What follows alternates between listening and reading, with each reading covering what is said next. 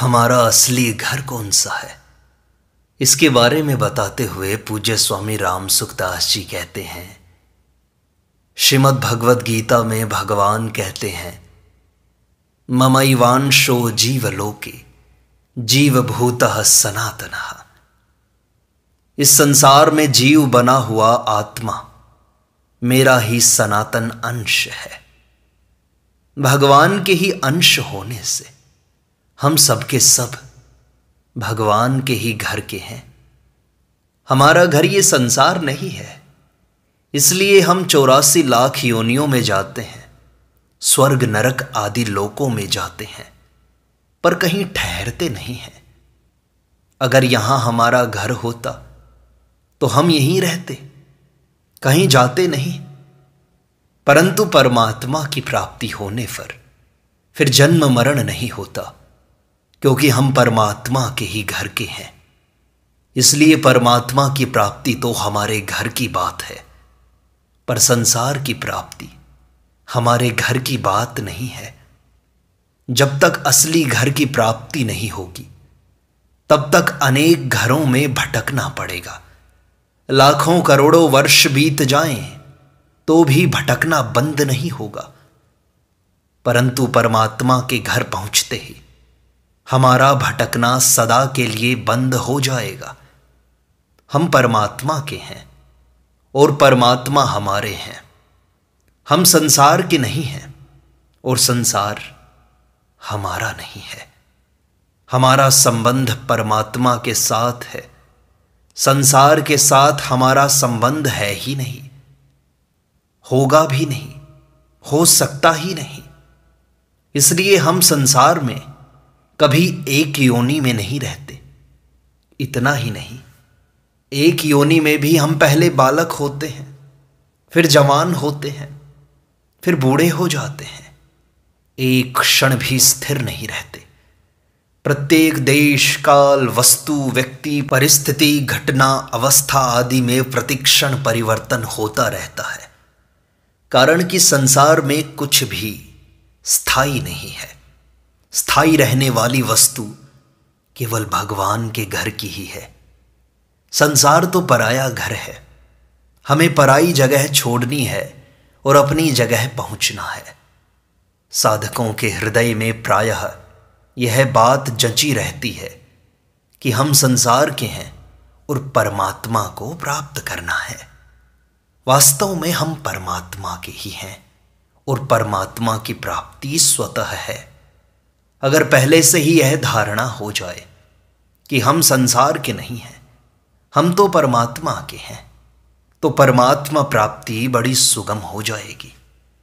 संसार का संबंध अनित्य है, पर भगवान का संबंध नित्य है। लाखों करोड़ों वर्ष अथवा अनंत वर्ष बीत जाएं तो भी भगवान के साथ हमारा संबंध ज्यों का त्यों रहेगा। परंतु भगवान का संबंध बना रहने से यह संसार का संबंध छूटता जाएगा। यह क्षण मात्र भी स्थिर नहीं है। जीव संसार को अपना मानकर कभी वृक्ष बनता है, कभी पशु बनता है, कभी पक्षी बनता है, कभी भूत प्रेत बनता है, कभी पिशाच तो कभी देवता, कभी पितर बनता है। क्योंकि जो अपने घर का नहीं होगा वह भटकने के सिवाय और क्या करेगा। हम परमात्मा के हैं, इसलिए उनकी प्राप्ति में उत्साह होना चाहिए। हम उनके हैं, वे हमारे हैं। संसार में शरीर बदलता है तो माँ बाप भी बदलते हैं, भाई बहन भी बदलते हैं, स्त्री भी बदलती है, पुत्र भी बदलता है। परंतु भगवान कभी नहीं बदलते, उनका संबंध कभी नहीं बदलता। इसलिए उसकी प्राप्ति करना अपने घर पर पहुंचना है। अतः साधक को यह बात निश्चित कर लेनी चाहिए कि यह संसार पराया घर है, अपना घर नहीं है। संसार में जो मोह हुआ है, आसक्ति हुई है, कामना हुई है, वे सब मिटने वाली चीजें हैं, पर भगवान का संबंध मिटने वाला है ही नहीं। इसको हम भूल जाएं तो भी यह मिटेगा नहीं। इतने बड़े संसार में हमारे लायक कोई वस्तु है ही नहीं। अनंत ब्रह्मांडों में कोई भी वस्तु हमारी नहीं है और हम किसी के नहीं हैं।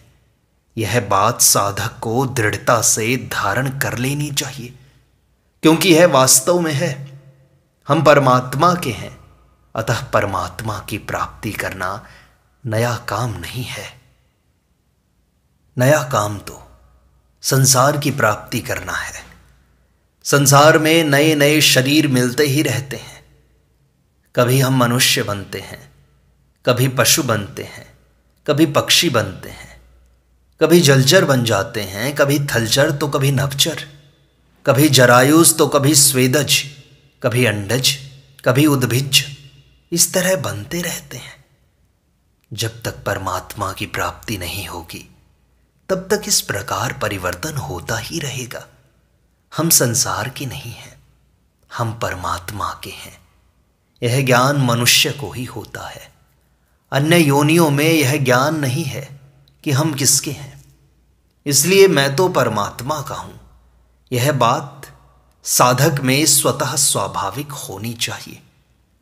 परमात्मा की प्राप्ति कठिन नहीं है, कठिन तो संसार की प्राप्ति है। कारण कि जो वस्तु पराई होती है उसी की प्राप्ति कठिन होती है।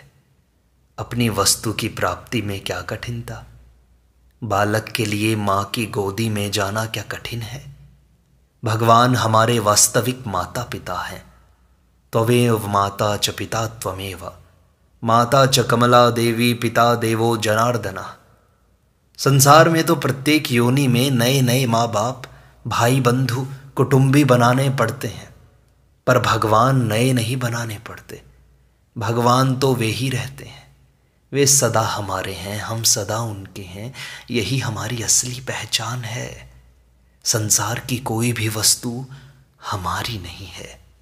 जो हमारे नज़दीक से नज़दीक है वह शरीर भी हमारा नहीं है। शरीर में रहने वाले मन, बुद्धि, इंद्रियां, प्राण आदि भी हमारे नहीं हैं।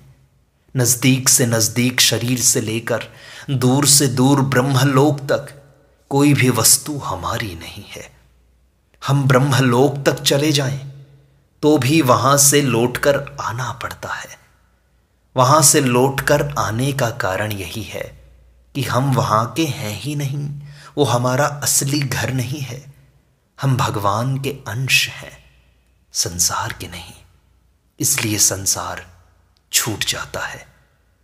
बड़ी मेहनत से कमाया हुआ धन छूट जाता है। बनाया हुआ मकान छूट जाता है। कुटुंब परिवार छूट जाता है। कारण कि यह हमारी वस्तु नहीं है, यह हमारा देश नहीं है, यह तो परदेश है। हम स्वयं अपरिवर्तनशील हैं। अतः जिसमें परिवर्तन नहीं होता वही हमारा देश है। हमारा देश वह है जिसको भगवान ने अपना धाम बताया है।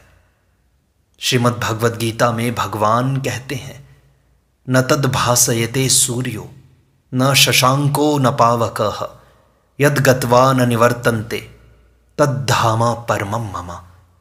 तात्पर्य है, उस परम पद को न सूर्य, न चंद्र और न ही अग्नि प्रकाशित कर सकती है, और जिसको प्राप्त होकर जीव लौटकर संसार में नहीं आते वही मेरा धाम है।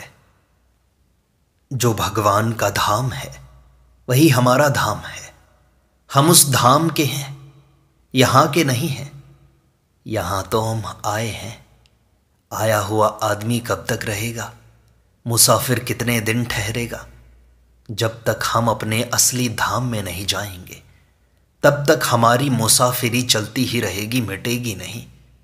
भगवान अपने हैं और सब कुछ पराया है। पराई वस्तु को हम अपने पास कब तक रखेंगे? जो वस्तु हमारी है वही हमारे पास रहेगी। जो वस्तु हमारी नहीं है वह हमारे पास कैसे रहेगी? संसार की वस्तु को अपने पास में रखने की ताकत किसी में नहीं है। एक वैश्य था और एक राजपूत था। वैश्य बलवान था और राजपूत कमजोर था। राजपूत उस वैश्य को लूटने लगा। वैश्य ने राजपूत को नीचे पटक दिया और उसके ऊपर चढ़ गया। राजपूत ने पूछा कि तू कौन है? वह बोला कि मैं तो बनिया हूं, वैश्य हूं। यह सुनते ही राजपूत को जोश आ गया कि अरे, एक बनिया मुझे दबा रहा है। उसने पट वैश्य को नीचे दबा दिया। इसी तरह यह संसार हमारे को दबा रहा है। हमारे मन में उत्साह होना चाहिए कि हम तो भगवान के अंश हैं, नित्य निरंतर रहने वाले हैं, और संसार प्रकृति का है, क्षणभंगुर है, परिवर्तनशील है। फिर संसार हमारे को कैसे दबा सकता है? वास्तव में हम संसार से दबे हुए नहीं हैं, अपितु अपने को दबा हुआ कमजोर मान लिया है बस। संसार की कोई भी वस्तु ठहरती नहीं। न शरीर ठहरता है, न सुख ठहरता है, न कुटुंब ठहरता है, न धन ठहरता है, न ही विद्या ठहरती है, न योग्यता, न बल, न ही कोई वस्तु। जो वस्तु कभी ठहरती ही नहीं, उससे हम क्यों दबें? उसके गुलाम क्यों बने? संसार में अपना कोई नहीं है, केवल भगवान और उनके भक्त, ये दो ही अपने हैं। इन दोनों की बात हमें माननी चाहिए। भगवान कहते हैं ममई वांशो जीव लोके, और भक्त कहते हैं ईश्वर अंश जीव अविनाशी, चेतन अमल सहज सुख राशि। परंतु अपने को संसार का मानकर हम ठगाई में आ गए हैं। अनादिकाल से भगवान के होते हुए भी हम ठगाई में आकर संसार के बन गए और अपने असली घर को भूल गए। इसलिए गंभीरता पूर्वक विचार करना चाहिए कि हम किस घर के हैं। हमारी जाति और शरीर संसार की जाति परस्पर मिलती नहीं। हम अविनाशी हैं और ये संसार शरीर नाशवान है। हम अपरिवर्तनशील हैं और शरीर संसार निरंतर बदलने वाले हैं। हमारी जाति तो भगवान के साथ मिलती है, हमारा घर तो भगवान का घर है। हम भगवान की जाति के हैं और भगवान हमारी जाति के हैं। हम भगवान की बिरादरी के हैं, हम संसार के नहीं हैं। परंतु हमने अपने आप को संसार का मान लिया है, संसार को सौंप दिया है। ये क्षणभंगुर संसार, ये परिवर्तनशील संसार, ये अनित्य संसार कब तक ठहरेगा? ये प्रतिक्षण नाश को प्राप्त हो रहा है। सारी वस्तुएं, सभी व्यक्ति हमसे धीरे धीरे छूटते जा रहे हैं। छूट क्यों रहे हैं? क्योंकि वे अपने नहीं हैं, और जो अपना नहीं है उससे ममता नहीं होनी चाहिए। इसलिए अहमता और ममता को त्याग कर, इस संसार के सुख को छोड़कर, यह जानकर, यह समझकर कि संसार हमारा वास्तविक घर नहीं है, हमारा वास्तविक घर है भगवान का धाम। हमें बस अपने घर को ढूंढना है, भगवान से पुकार करनी है कि हे प्रभु, हमें अपने घर में वहाँ पर शरण दे दो। तभी भगवान हमारी बात सुनेंगे और तब मिलेगा हमें हमारा असली घर।